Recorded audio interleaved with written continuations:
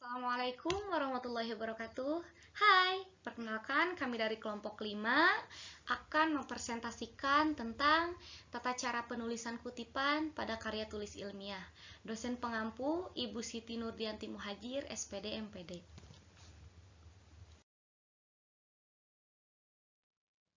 Saya sebagai moderator akan memperkenalkan anggota dari kelompok 5. Yang pertama ada saya sendiri, Rima Hosia Sopian, ada Lala Santika, Falilah Delpiana, dan Tika Latifah.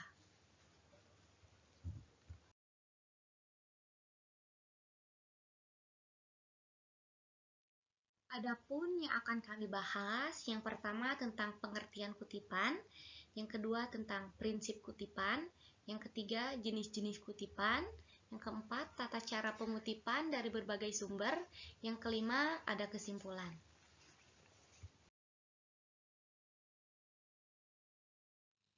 Baik, langsung saja ke pembahasan pertama, yaitu pengertian kutipan. Menurut Kamus Besar Bahasa Indonesia, kutipan adalah pengambil alihan satu kalimat atau lebih dari karya tulisan lain untuk tujuan ilustrasi atau memperkokoh argumen dalam tulisan sendiri. Adapun fungsi dari kutipan, yang pertama, kegiatan pengutipan dapat menghindari pengutip dari kegiatan plagiarisme. Nah, penulisan kutipan ini dapat membuat kita terhindar dari plagiarisme, lalu membantu pembaca yang ingin memahami lebih lanjut tentang ide pengutip. Jadi, maksudnya penulis dapat mengetahui ide pengutipan. Yang ketiga, sumber pengutipan yang digunakan dapat memberikan nilai terhadap karya ilmiah yang sedang atau telah dibuat, sehingga karya tulis ilmiah memiliki nilai terhadap kutipan tersebut. Selanjutnya, pengutipan yang tepat akan mengamankan penulis pada ide orang lain yang salah. Jadi bisa terhindar dari kutipan penulis yang salah. Yang terakhir, menguatkan tulisan pengutip melalui kutipan yang dimuat dalam karya ilmiah sebagai penguat kutipan kita.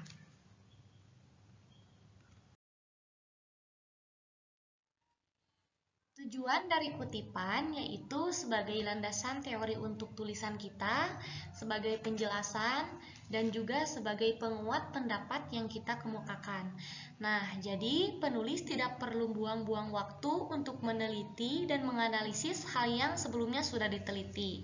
Serta penulis harus memerhatikan beberapa hal saat menulis kutipan.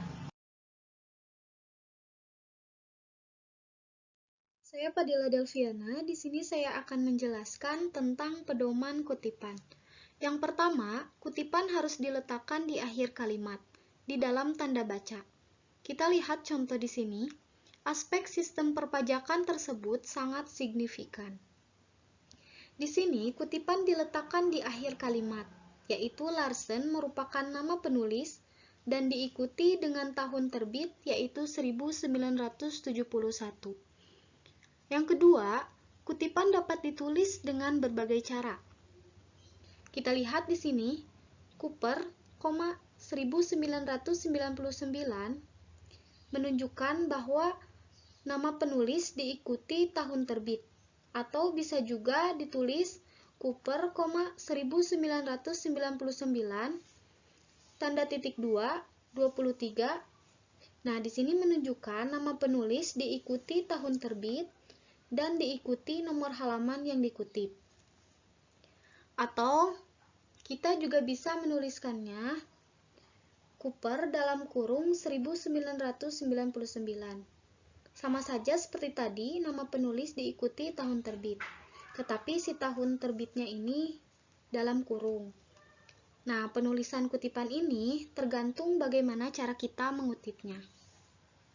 Lalu yang ketiga, jika terdapat dua atau lebih penulis, gunakan tanda penghubung dan di dalam kurung. Kita lihat di sini contohnya, Dunphy dan Stitch merupakan dua nama penulis, ditambahkan simbol dan diikuti dengan tahun terbit, yaitu 1990. Atau bisa juga tahunnya diletakkan di dalam kurung. Lalu yang keempat, jika kita mengutip pernyataan yang telah diikuti dikutip penulis lain, kita perlu menyertakan. Nah, dalam kutipan ini kita mengutip tulisan Karini. Yang tulisan Karini ini pun mengutip dari tulisan Paton, lalu diikuti tahun terbit.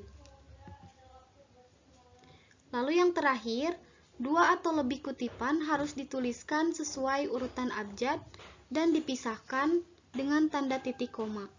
Nah, di sini jika penulis lebih dari 1, maka penulis dituliskan sesuai abjad, ditambah tanda koma, dan diikuti dengan tahun terbit. Kita lihat contohnya Abrahamson 1991, tanda titik 2, Daniels, 1990.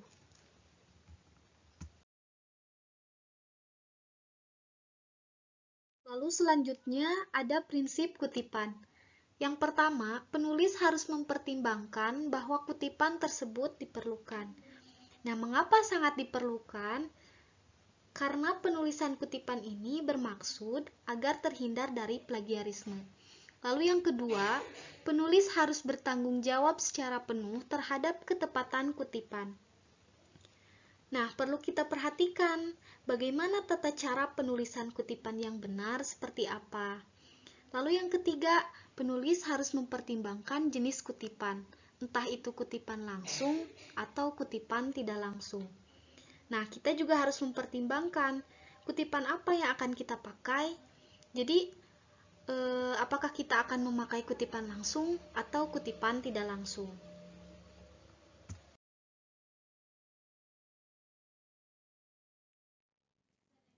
Kita masuk kepada jenis-jenis kutipan. Yang pertama, ada kutipan langsung. Kutipan langsung merupakan kutipan yang diambil secara identik atau sama persis dari sumber aslinya. Jadi intinya, kutipan langsung itu kita mengambil atau meminjam pendapat orang atau penulis tanpa mengubah dari teks asli yang kita kutip.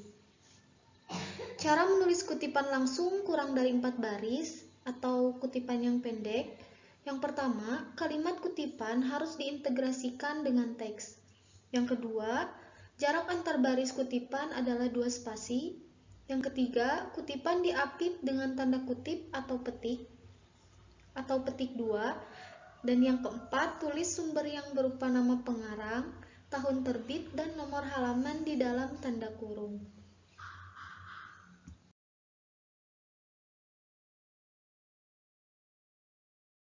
Nah, teman-teman, lalu di sini ada cara menulis kutipan langsung lebih dari 4 baris atau kutipan panjang. Yang pertama, penulisan kutipan dipisahkan dengan jarak 3 spasi dari teks. Yang kedua, jarak antar baris kutipan adalah 1 spasi.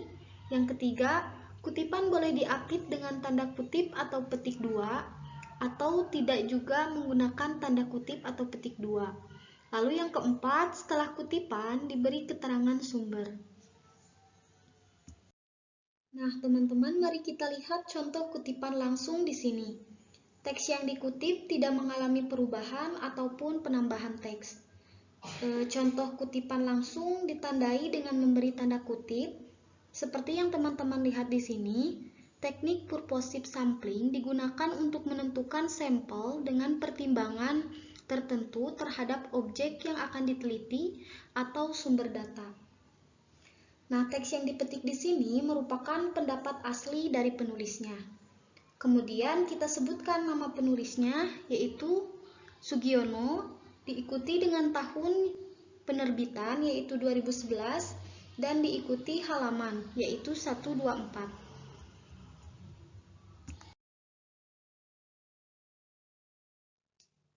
Jenis kutipan yang kedua adalah kutipan tidak langsung. Kutipan tidak langsung merupakan jenis kutipan yang mengambil inti sarinya saja, tanpa mengurangi makna sebenarnya dari kalimat yang ada. Jadi kita meminjam pendapat, tetapi kita bisa melakukan perubahan-perubahan, intinya tidak mengubah makna dari teks asli yang kita pakai. Atau kita bisa membuat kata-kata sendiri, seperti parafrase. Jadi tulisan yang kita buat itu menggunakan gaya dan karakter penulisan kita sendiri. Lalu di sini ada cara menulis kutipan tidak langsung. Yang pertama, kutipan diintegrasikan dengan teks. Yang kedua, jarak antar baris kutipan adalah spasi ganda. Yang ketiga, kutipan tidak diapit dengan tanda kutip atau petik dua. Dan yang keempat, setelah kutipan, tuliskan sumber kutipan. Teman-teman, mari kita lihat contoh kutipan tidak langsung yang ada di sini. Seperti biasa, kita tidak boleh melupakan kutipan sumbernya. Nah, kita lihat kutipan sumbernya ini dari Sugiono, tahunnya 2011, dikutip pada halaman 124. Lalu, apa sih bedanya dengan kutipan langsung? Nah, di contoh kali ini, teksnya kita ubah terlebih dahulu menggunakan pendapat kita sendiri, dan tidak menggunakan tanda petik dua. Saya, Lala Santika, akan menjelaskan mengenai tata cara penulisan kutipan dari berbagai sumber.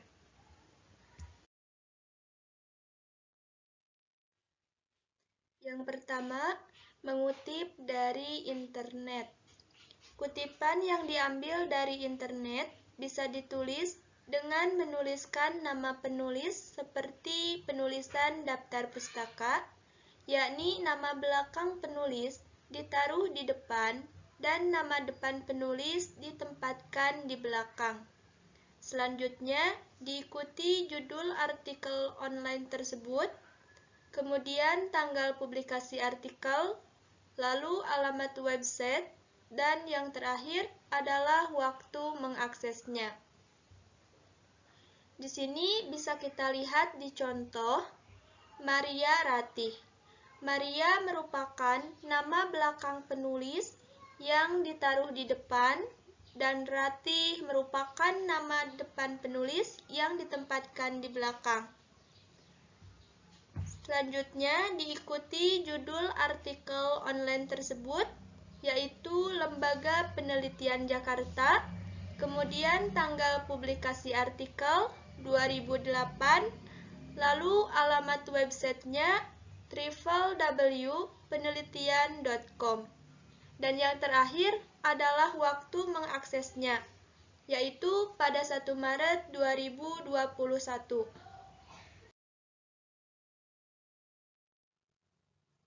Selanjutnya, yang kedua, mengutip dari jurnal.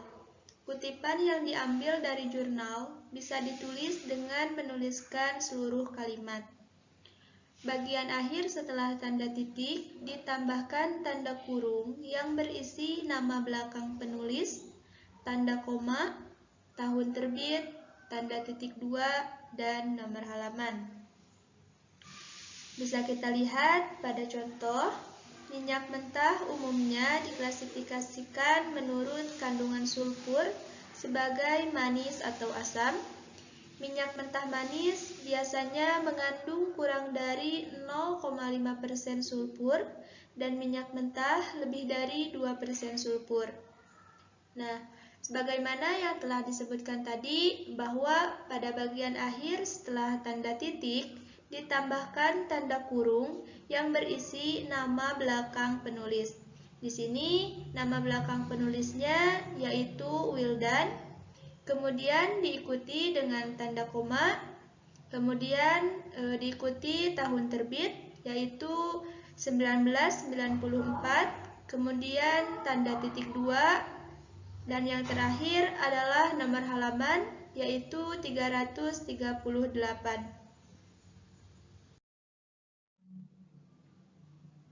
Hai, saya Tika Latifah. Di sini saya akan melanjutkan penjelasan mengenai mengutip dari skripsi. Cara menulis kutipan dari sumber skripsi adalah sama dengan mengutip dari jurnal, yakni pada akhir kutipan ditambahkan tanda kurung berisi nama penulis, tahun publikasi, dan nomor halaman. Bisa kita lihat contoh di sini, yaitu minyak mentah mengandung berbagai jenis zat yang kotor termasuk zat beracun, korosif, dan reaktif yang mahal untuk ditangani. Salah satunya adalah sulfur. Nah, kutipan di sini ditambahkan tanda kurung nama penulis yaitu Wildan, ditambahkan tanda koma, lalu tahun publikasi yaitu 1994, ditambahkan titik 2, lalu ditambahkan nomor halaman yaitu 336 sampai 361.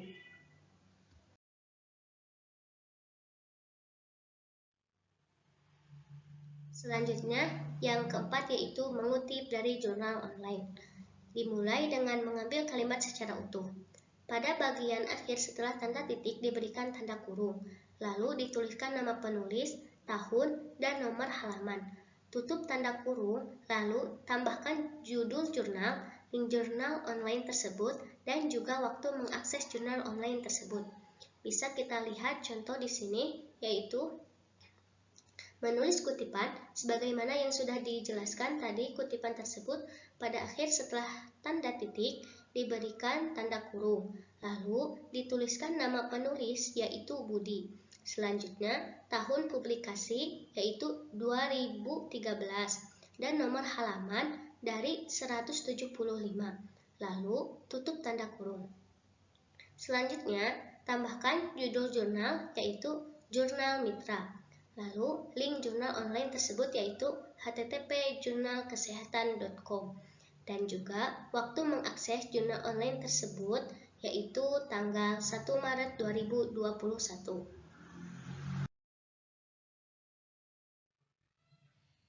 Jadi, kesimpulan materi yang kita bahas bahwa pengetahuan cara mengutip yang benar perlu didapatkan oleh penulis karya tulis ilmiah. Hal ini bukan saja terkait dengan pengelolaan informasi dari sumber yang diperlukan, melainkan juga terkait dengan persoalan keabsahan karya tulis itu sendiri. Karena karya tulis harus terhindar dari praktik plagiarisme. Jadi, sudah menetapkan suatu sistem kutipan, penulis harus konsisten dengan sistem tersebut, berlatih untuk mengutip dengan cara yang benar.